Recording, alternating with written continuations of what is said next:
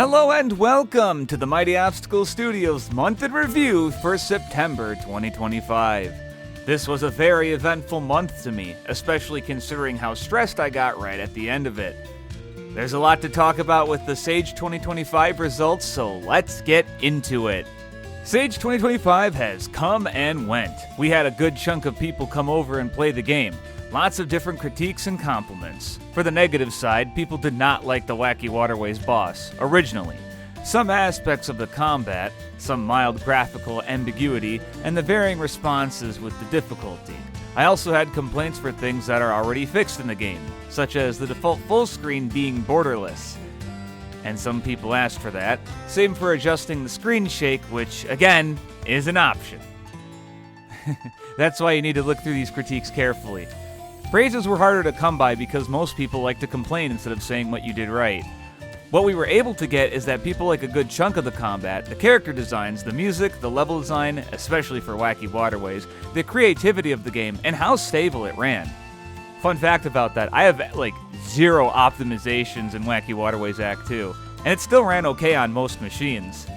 It was really shocking to know that. With some of these critiques, I was able to make a version 2 build for Sage 2025.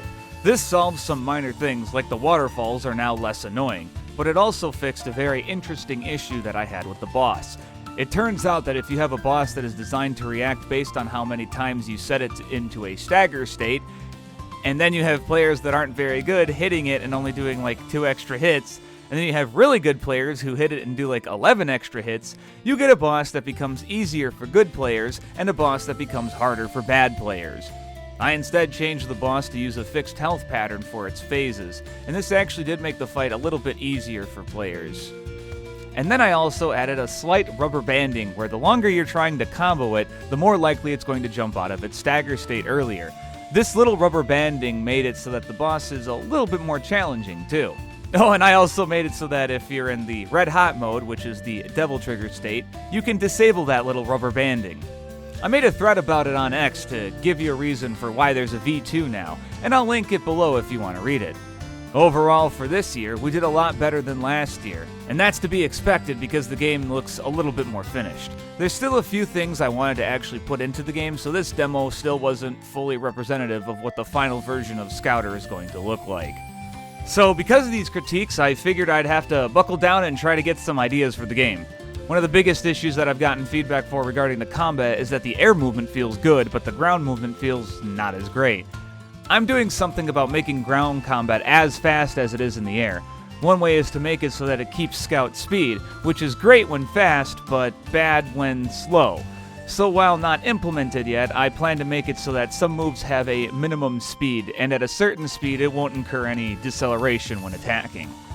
Like how in Sonic Heroes when you attack you'll just fall off a cliff, except in Scouter it's going to be a lot easier because you can cancel every move.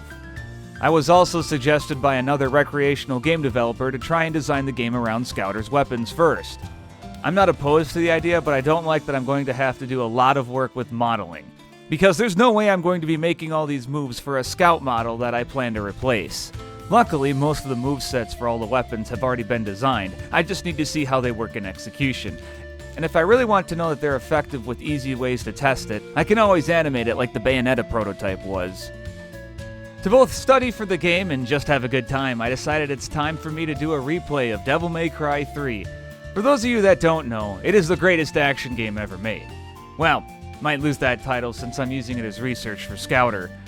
There were a couple things that made me curious on how they would function in Scouter. A good example on one of these things is that if you hold the analog stick in any direction when attacking, Dante actually stops attacking early. I've been told to add something like that, so I'm gonna probably do that. Another idea is making enemies drop collectibles for a Scout to collect that increase the higher your rank. Collecting things is fun, but I could also show the visual appeal with UI showing how many points you got for beating enemies. It's something to experiment with. I also noticed that if I want to make enemies harder to beat, I need to make them not react to Scout's attacks. I'm not a big fan of this because I feel enemies should react to getting hit, but I can tell it's an important part of making a game difficult, so I'll have to figure out a way to balance that out visually. There's a lot of stuff I'm going to think about as I continue my replay through this amazing masterpiece of a game. As well, I wanted to replay another game, but I'll save that for the recommendation. Oh wait, I don't really have a lightning round for this month, so I guess that's right now. Well, that's the end of this month in review. As I always do at the end of the month, I try to recommend something really dang good. This month is no different, as I recommend Shinobi 2002. This is a fantastic PlayStation 2 game that is incredibly fast. The whole gimmick in this one is that you're a ninja named Hatsuma who has a blade that needs to kill or else it'll eat your life away. You can also charge up the blade per kill and you get these sick finishers once you get all the enemies killed in an area. You can also use this gimmick to kill bosses in one hit. Just make sure that you charge up your blade and backstab them. Last note is that the music is amazing and the game is really hard, so it may take a bit to beat. If you like this project, make sure you subscribe to our YouTube channel here. We make these every month and also do other things like videos and live streams. We are also on Patreon, where you can join as a free member or pay to unlock the secret developer Discord.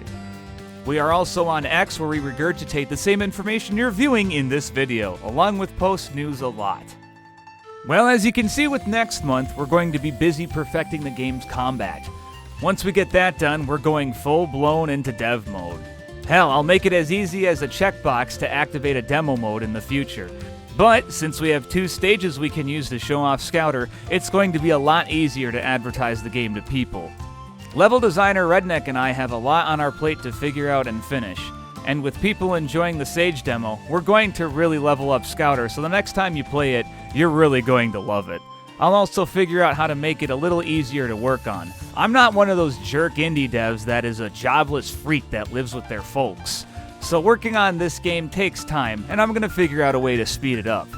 With that, see you all next time.